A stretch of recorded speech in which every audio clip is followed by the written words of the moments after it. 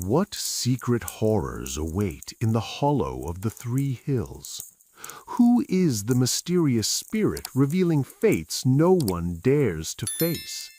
And what tragic truths will shatter a grieving woman's heart?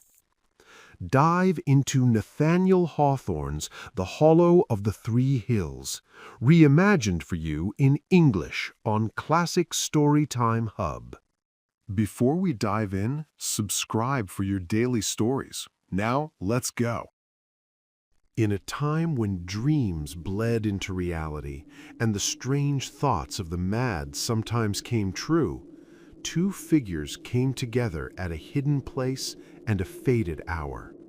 One was a young woman, delicate and striking, though her skin was pale and her expression heavy with a sorrow that seemed far too deep for her years. The other was an ancient crone, cloaked in tattered garments, her face twisted and hollow, her body shriveled as if it had survived far beyond the natural span of human life. They met in a hollow that no human eyes ever wandered into. Three small hills rose together like sentinels, forming a silent circle around a sunken basin, nearly perfect in its shape. It stretched several hundred feet across, dropping so steeply that even the tallest cedar barely peeked over its rim. The hills were dotted with scraggly pines, their shadows creeping down into the hollow, which was otherwise a graveyard of brown October grass and rotting trunks of long-dead trees. One massive fallen oak lay at the edge of a stagnant green pool, its decaying limbs stretching toward the water, silent witnesses to the years gone by.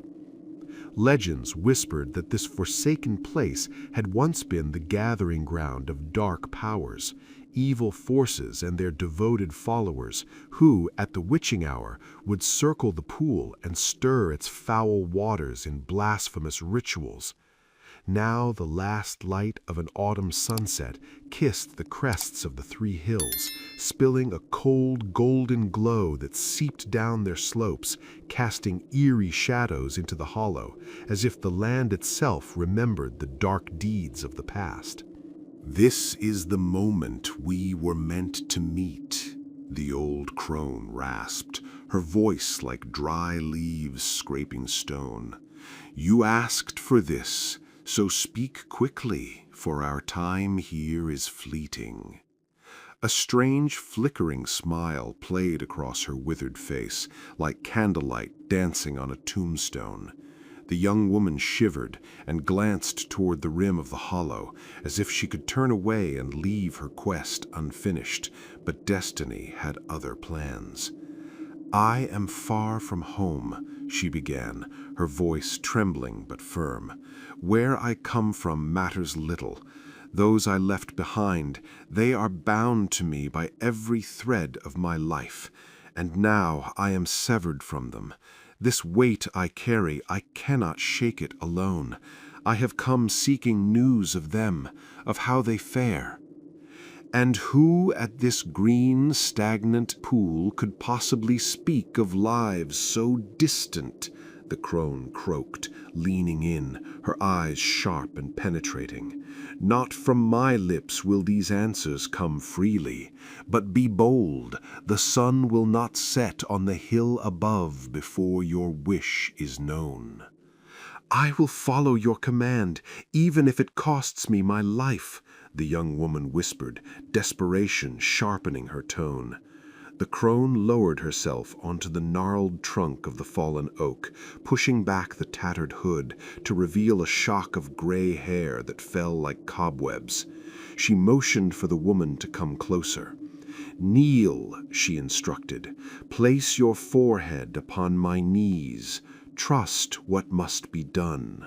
She froze for a heartbeat, hesitation flickering across her mind. Yet the anxiety that had long smoldered within her now blazed unchecked. Slowly, she knelt, her garment brushing the surface of the stagnant green pool, and rested her forehead against the crone's bony knees. The old woman draped a heavy cloak over her, plunging her into sudden darkness. Then came the murmur of words, prayers ancient and hushed, but something in them startled her, and she instinctively tried to pull away. "Let me flee. Let me hide, that they may not see me," she whispered, trembling. But the memory of her purpose anchored her, and she stilled, utterly motionless. Voices began to weave themselves into the prayer, familiar, haunting, echoes from the deepest corners of her past, voices she had known as a child, yet never forgotten, threading through the years of longing and loss. At first, the sounds were faint, blurred, like trying to read the faded letters of an old manuscript by the dim glow of a weak lamp. Slowly, the words sharpened, gaining clarity, strength, until the whispers became unmistakable. She could hear a man's measured tones and a woman's brittle, aged voice, strangers yet painfully vivid, speaking in a chamber far removed from the hollow of the 3 hills. Their words resonated through the room. The wind rattled the windows. A clock ticked steadily in the background, and the fire crackled, scattering embers over the hearth. The scene unfolded around her with almost painterly precision, as if she could see the room with her eyes, feel its shadows and warmth, while kneeling in utter darkness. By a dim, melancholy hearth, 2 figures sat, an old man, his despair quiet and heavy, and a crone, brittle and tearful, her voice sharp with complaint. Every word they spoke dripped with sorrow, speaking of a daughter lost to the world, wandering far from home, carrying shame in her footsteps and leaving grief in her wake, driving their silvered heads closer to the grave. They whispered, too, of more recent heartbreaks, yet their words seemed to dissolve into the sighing wind, weaving through the autumn leaves like ghosts. When the young woman dared to lift her eyes, she found herself once more kneeling in the shadowed hollow between the 3 hills. "Poor souls," the old crone murmured with a thin, almost cruel smile. "How lonely and bitter their lives." "And did you hear them too?" the woman gasped, humiliation rising like fire above her fear and anguish. "Yes," replied the crone softly, "and there is more yet to come. Cover your face quickly."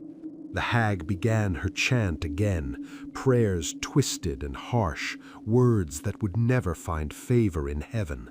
Between her incantations, murmurs arose, strange and urgent, thickening in the air until they drowned the spell itself. A sudden shriek tore through the darkness, replaced by hauntingly sweet female voices, only to be swallowed by raucous laughter that shifted abruptly into moans and sobs. The hollow became a vortex of terror and sorrow, joy and madness, a chaotic symphony that churned the air itself.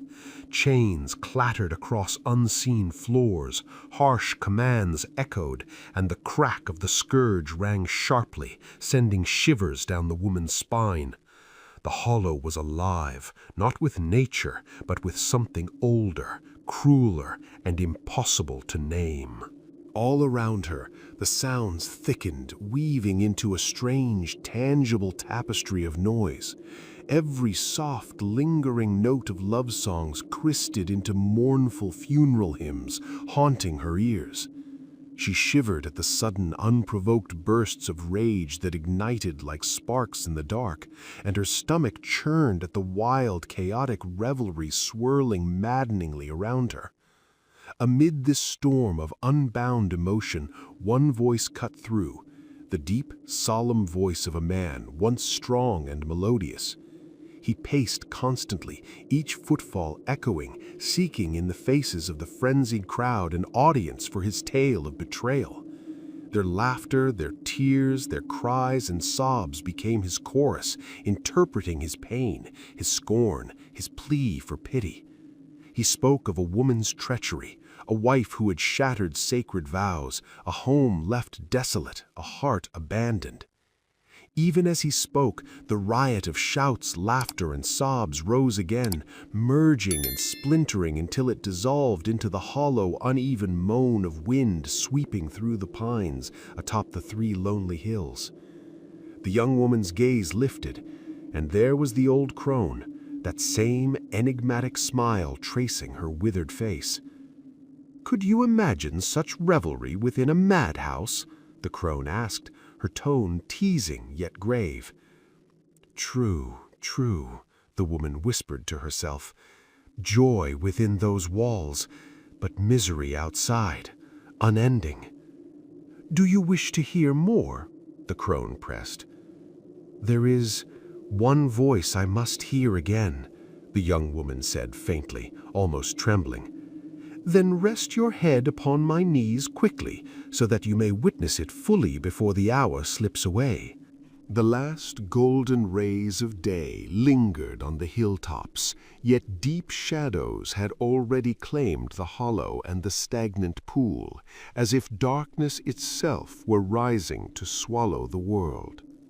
The old crone began her incantation once more, weaving her spell in low, rasping murmurs.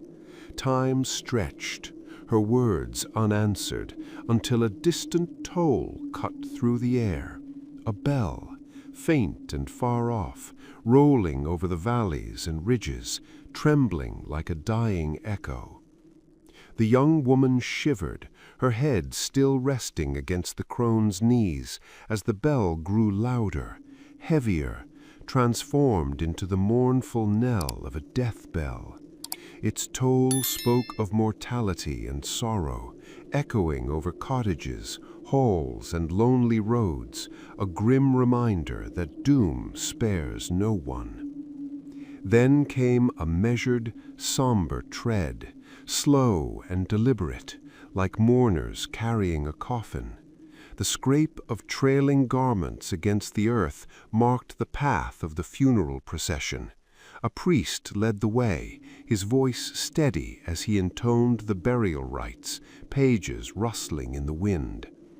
Though no other voice spoke aloud, murmured curses and whispered accusations reached her ears, veiled yet cutting, against the daughter who had broken her parents' hearts, the wife who betrayed her husband's trust, the mother who abandoned her child to death. The sound of the procession faded, dissolving into a thin mist of echoes, and the wind sighed mournfully along the rim of the hollow between the 3 hills. Yet when the crone stirred the young woman, urging her to rise, she did not lift her head. "Ah, a delightful hour's diversion," the withered woman murmured to herself, a dry chuckle escaping her cracked lips. And thus the story ended. If you liked this journey into the worlds of classic literature, do not forget to support us by subscribing so we can tell you more.